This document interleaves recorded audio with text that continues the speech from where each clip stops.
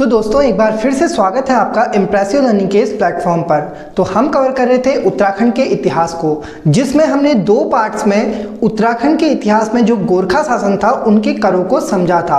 और आज हम जो जानेंगे वो गोरखा प्रशासन के दौरान जो न्याय व्यवस्था थी, जो न्याय की प्रणाली थी, उस प्रणाली को आज के लेक्चर में हम समझेंगे। तो चलिए समझते हैं गोरखा शासन की न्याय प्रणाली को। देखिए, जो गोरखा शासन था, जब उसने कुमाऊं में पहले अपनी सत्ता स्थापित करी और फिर गढ़वाल को विजय करके पूरे उत्तराखंड क्षेत्र में अपनी सत्ता स्थापित करी। इसी के बाद उन्होंने अलग अलग प्रकार की न्याय व्यवस्था चलाई और गोरखाओं की जो न्याय व्यवस्था रही, जो उनकी न्याय प्रणाली रही, वो दंडात्मक थी। उसमें मृत्युदंड जैसे बड़े बड़े दंड हुआ करते थे। तो उन्हीं दंडों को हम यहाँ पर समझेंगे।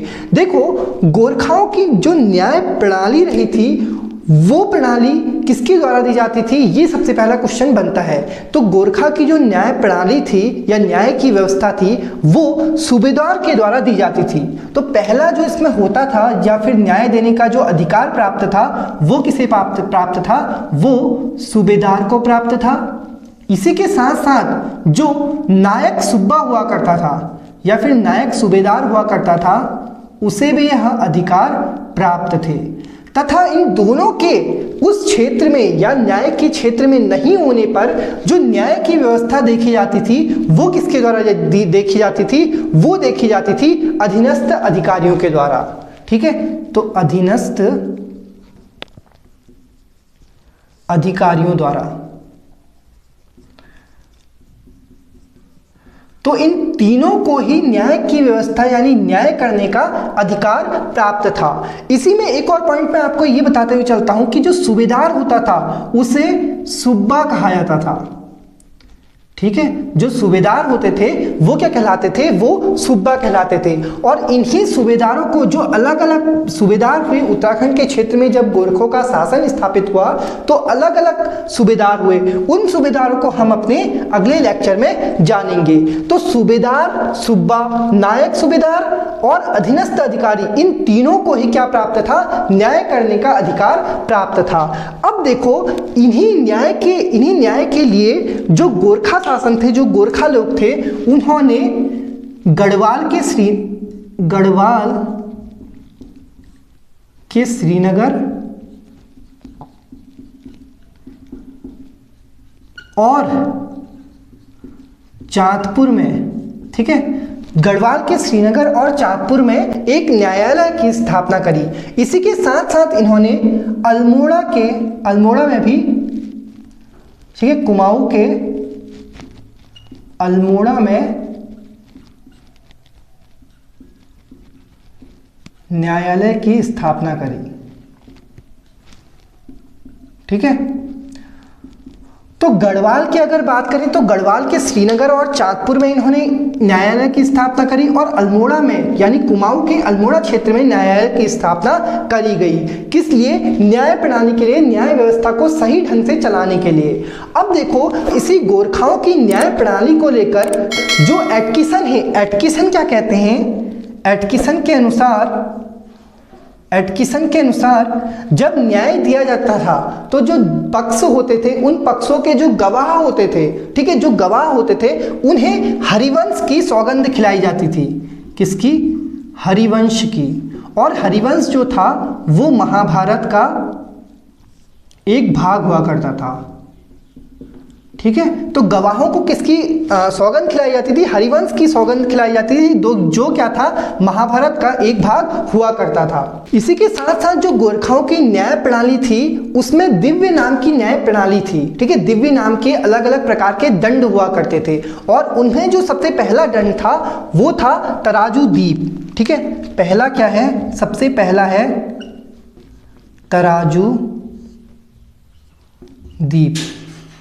और साथ साथ इनकी जो न्याय प्रणाली थी उसे क्या नाम दिया जाता था, या जो भिन्न प्रकार की न्याय प्रणाली हुआ करती थी उसे दिव्य नाम दिया जाता था। ठीक है, दिव्य नाम की न्याय प्रणाली हुआ करती थी। तो सबसे पहला जो इसमें न्याय प्रणाली थी वो थी तराजू-दीप, यानी जो दंड दिया जाता था वो किसके आधार पर दिया जाता था? सबसे पहले तराजू-दीप के आधार पर दिया जाता था। अब देखो ये जो तराजू-दीप हुआ करता था, इसमें जो दोषी व्यक्ति होता था, जब दो पक्षों में किसी बात पर विवाद हो जाता था तो उसमें जो दोषी व्यक्ति ठहरता था, उस दोषी व्यक्ति को क्या करा जाता था? शाम के समय में पत्थरों से तोला जाता था। ठीक है, तराजू में पत्थरों से क्या करा जाता था? तोला जाता था, और उन्हीं शाम को तोले हुए पत्थरों को एक अलग स्थान पर छिपाकर रख दिया जाता था।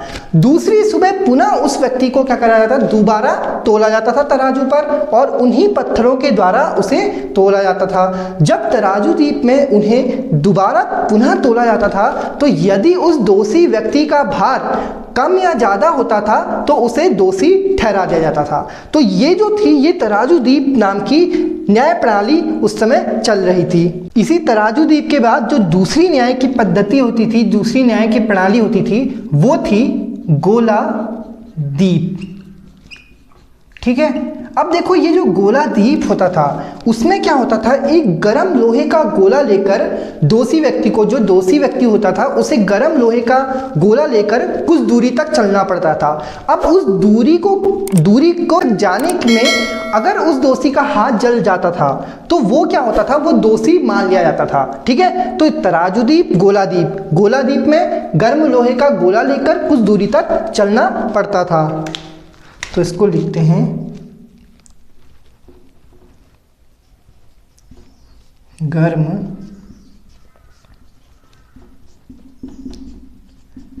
का गोला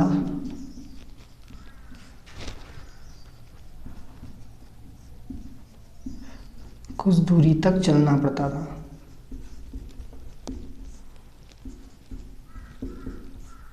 ठीक है, तो कुछ दूरी पर गर्म लोहे का गोला लेकर चलना पड़ता था। तीसरा जो था वो था कढ़ाई-दीप। कढ़ाई-दीप, अब देखो ये जो कढ़ाई-दीप होता था उसमें जो दोषी व्यक्ति होता था, उस दोषी व्यक्ति जो था उस दोषी व्यक्ति के हाथों को गरम तेल में डाला जाता था, यानी कढ़ाई के गरम तेल में उस दोषी व्यक्ति के हाथों को डाला जाता था। यदि उस कढ़ाई के गरम तेल से दोषी व्यक्ति का हाथ जल जाता था तो उसे दोषी मान लिया जाता था। तो तीसरा जो हमारा है न्याय की पद्धति या न्याय प्रणाली वो है कढ़ाई-दीप। इसी कढ़ाई-दीप द्वारा देहरादून के जो गुरु रामराय मंदिर था उसके महंत को भी सजा दी गई। देहरादून के गुरु रामराय मंदिर के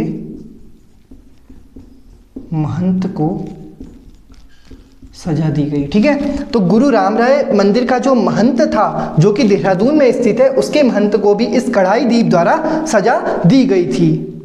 नेक्स्ट है काली हल्दी दीप। ठीक है, अगला जो है वो है काली हल्दी दीप। अब ये जो काली हल्दी दीप हुआ करता था, इसमें जो दोषी व्यक्ति था उस दोषी व्यक्ति को काली हल्दी खिलाई जाती थी जो कि एक जहरीली हुआ करती थी। अगर इस काली हल्दी को खाने से दोषी जीवित बच जाता था तो उसे निर्दोष मान लिया जाता था। ठीक है, तो काली हल्दी दीप क्या था? काली हल्दी दीप में काली हल्दी खिलाई जाती थी दोषी को। अगर वो बच जाता था उस काली हल्दी को लेकर, काली हल्दी को खाकर, तो उसे निर्दोष मान लिया जाता था। यदि वह मर गया तो उसे दोषी मान लिया जाता था। तो ये क्या था? काली हल्दी दीप था। इसके बाद है तीर दीप। ठीक है, तीर दीप। अब देखो इस तीर दीप में क्या हुआ करता था? तीर दीप में जो दोषी व्यक्ति था उस दोषी व्यक्ति को तब तक पानी में डुबोया जाता था जब तक कि दूसरा व्यक्ति छोड़े गए तीर को उस स्थान से लेकर वापस ना आ जाए। ठीक है, तो इसमें क्या होता था? इसमें तीर दीप में धनुष द्वारा छोड़े गए तीर को वापस लाने से पहले यदि व्यक्ति मर जाता था या डूब जाता था तो उसे दोषी मान लिया जाता था। अगला है हमारा बौ काटी हारिया दीप।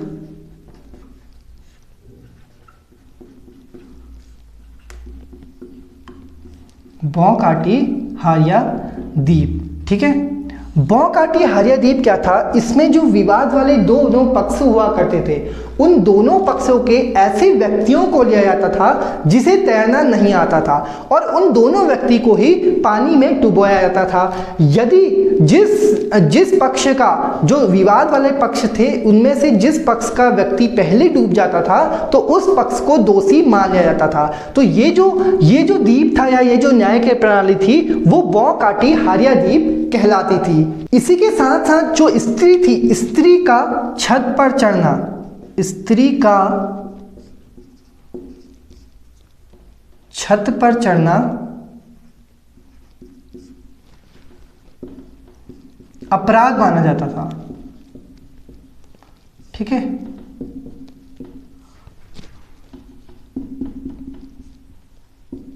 अपराध माना जाता था। और साथ साथ जो देशद्रोह था, देशद्रोह करने वाले को मृत्युदंड जैसी सजा थी।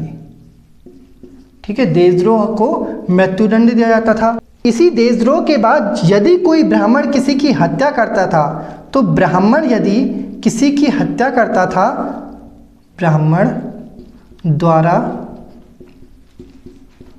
यदि किसी की हत्या करी जाती थी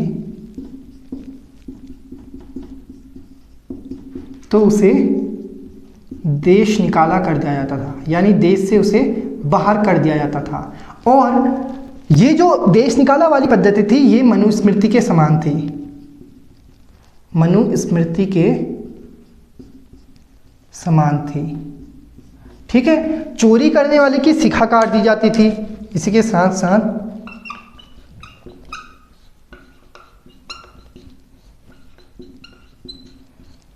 चोरी करने वाले व्यक्ति की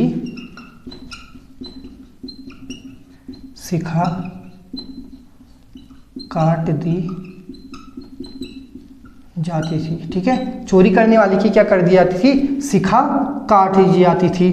और आत्महत्या करने वाले जो व्यक्ति था, आत्महत्या करने वाले, आत्महत्या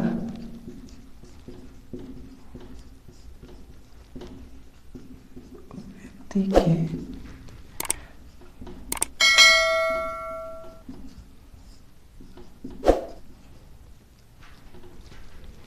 नज़दीकी परिवार से जुर्माना लिया जाता था।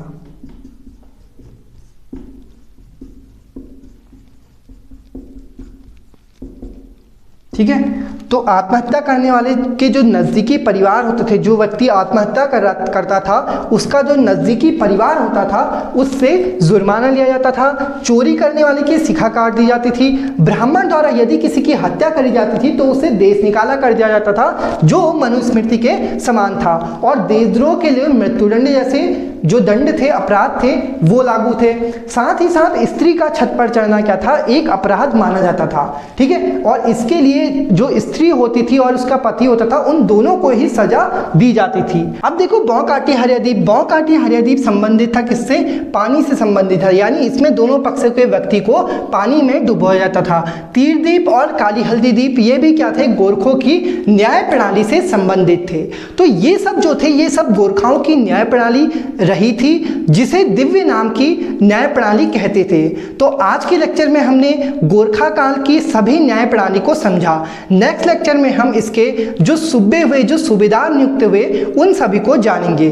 तो अगर वीडियो आपको पसंद आई हो, वीडियो को लाइक करें, शेयर करें और चैनल को सब्सक्राइब करें। मिलते हैं अगले लेक्चर में। Thanks for watching.